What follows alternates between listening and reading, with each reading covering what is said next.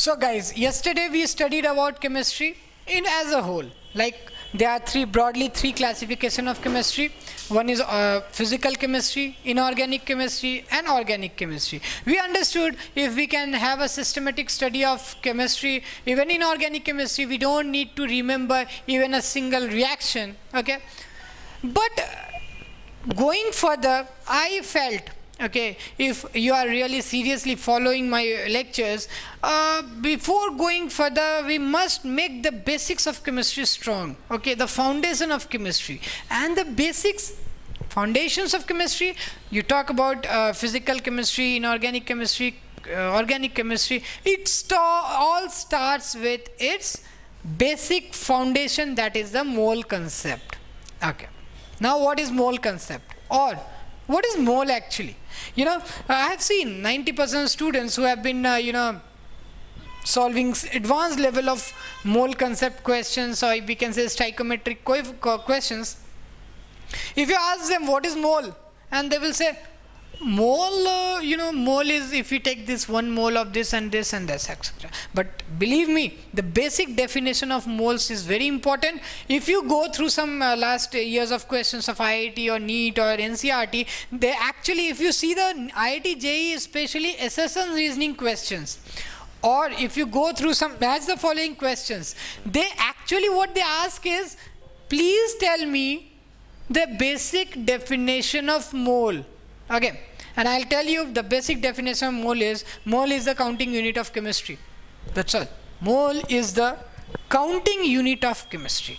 And said this, I would say, can you study a subject without the counting unit? Can you study maths without the counting? Can you study physics without the numbers? Can you study chemistry without a given quantity? No, never. So if you can't study a given subject without a given quantity, how you want to study chemistry without knowing mole concept? You know why? Because chemistry deals in chemical reactions. As I said yesterday, chemistry in itself says chemicals mysteries, right? Either they will react by themselves or we make them react. When we make them react, we say it to be a, it was a non-spontaneous reaction, since we provided some external agent, like we made it, we supplied some heat to it and etc. So we made a non-spontaneous reaction, a spontaneous process, and sometimes chemicals themselves react within themselves, and that's called as spontaneous reactions. They are majorly exothermic reactions.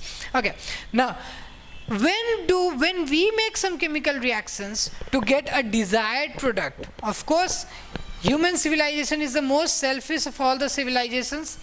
They only want their desired product, right? So they want their desired product, they want the science to give them their desired product and etc. So here we are, if we want to make water, just I will write an equation of hydrogen reacts with oxygen to give you water.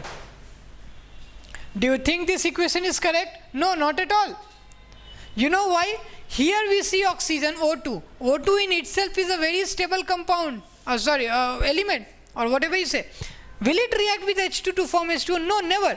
So what we'll do to make it react is, we will balance this given equation. How to balance a given equation? We'll count the number here, we'll count the number here, and then we will balance it. And balancing that equation gives a stoichiometric coefficient to our individual elements. What is stoichiometric coefficient? Okay, I'll count now how to put this stoichiometric coefficient. Just follow me, it will be very easy for you. Because balancing the equations is always a nightmare for 80% students. So remove that nightmare right now. Count with me. How many oxygen is here? 2. How many oxygen is here? 1. How many hydrogen is here? 2.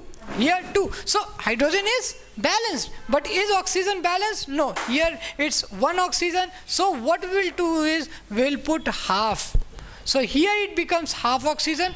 So here it's 1. So now this is a given balanced equation. Okay, so these are now here it's nothing written, so we'll assume it to be 1, here also 1. So these are the stoichiometric coefficient, which is obtained only when a chemical equation is balanced. So what we say is, 1 mole of hydrogen Okay, 1 mole of hydrogen and plus half mole of oxygen gives you 1 mole of H2O. So can you imagine without this word mole, can we make a given chemical reaction? No, that is very difficult.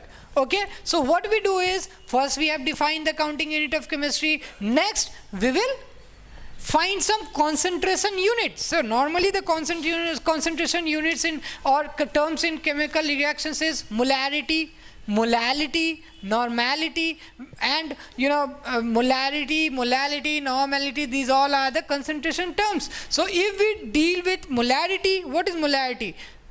Again, it is something in the number of moles divided by the equivalent weight.